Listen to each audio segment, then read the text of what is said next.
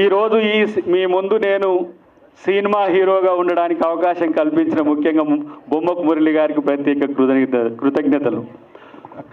ఈరోజు ఈ సమావేశానికి నేను వస్తా అని చెప్పి సమయాన్ని సైతం ఇవ్వడమే కాకుండా నిరంతరం తన యొక్క ఆలోచన ఇటువైపు పెట్టిన మా డైనమిక్ లీడర్ కోమటిరెడ్డి వెంకటరెడ్డి గారు, ఆయన ఈ రాష్ట్రంలోనే కాదు ఉమ్మడి ఆంధ్రప్రదేశ్లో ఒక మనసున్న మంచి నాయకుడే కాదు, అన్నిటికంటే పేదల యొక్క పెన్నిదిగా చాలా పెద్ద పేరున్న మా అన్నలాంటి ఒక కుటుంబ పెద్ద. మా ప్రభుత్వంలో కూడా మా ముఖ్యమంత్రి గారు కూడా ఆయనను అన్నగా చూస్తారు. కాబట్టి అలాంటి ఆయన మనసు ఈరోజు సినిమాటోగ్రఫీ శాఖ మంత్రిగా ఉండడమే కాకుండా ఈ రెండు రాష్ట్రాల్లో సినిమాలను, తెలుగు సినిమాను ప్రపంచానికి ఏ విధంగా తీసుకుపోవాలనే ఒక ఆలోచన కూడా ఉన్నది. ఒకవైపు రోడ్డు భవనాల శాఖ రివ్యూ 6-7 గంటలు జరుగుతున్నప్పటికి కూడా నేను దీనికి వస్తా అని చెప్పి కీరవాణి గారికి రాష్ట్ర గీతం వారు సంగీతం చేసినందుకు నేను డెఫినెట్గా వారికి సన్మానం చేయడానికి నేను కంపల్సరీ వస్తుందా అని చెప్పిన కోమటిరెడ్డి వెంకటరెడ్డి గారికి చాలా వారు ఈరోజు హాస్పిటల్కి పోవాల్సిన అవసరం ఉండే అదంతా పక్కన పెట్టేసి నేను వారి కోసం వస్తా అని చెప్పి ఇక్కడికి రావడం, ఈ సినిమాలో ఉన్న పాటల్ని చూసి చాలా సంతోషపడుతున్నాడు పక్కన ఉండి.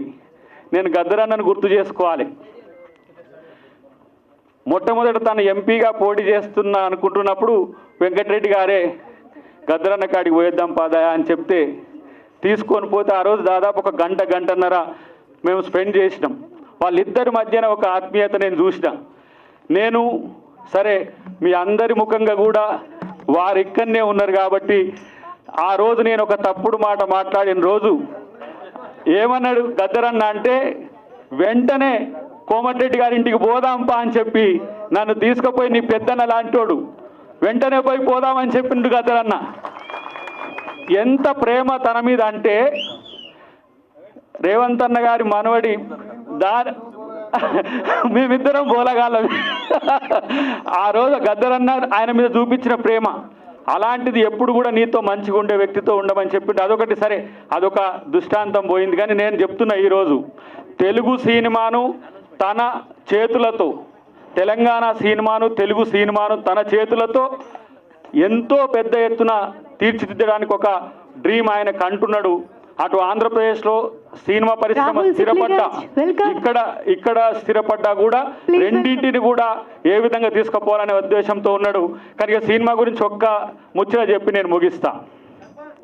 నాకేమో యాక్టింగ్ రాదు, నన్నేమో హీరో చేసిండ్రు. ఇక నా పానం ఎట్లున్నదంటే ఒక 2-3 రోజులు ఇబ్బంది పడ్డా కూడా మంచిగానే ఈ సినిమా చేసిన.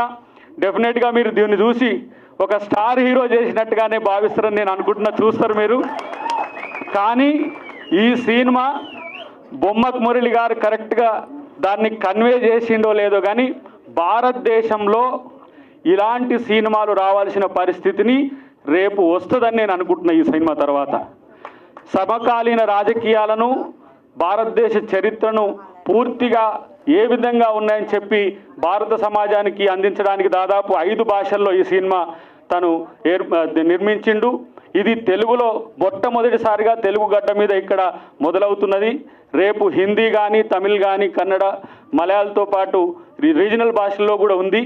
భవిష్యత్తులో నేను అనుకుంటున్న స్పానిష్, చైనా కూడా. ఎందుకంటే కల్చరల్ డిఎన్ఏ మీద భారతీయులకే కాదు కొన్ని చెప్పలేని అంశాలు దీంట్లో మనం సినిమా ముందు, మీ అందరి ముందు, మీడియా ముందు చెప్పలేని అంశాలు ఉన్నాయి. కాబట్టి ఇంకో 2 పాటలు కూడా ఉంటాయి.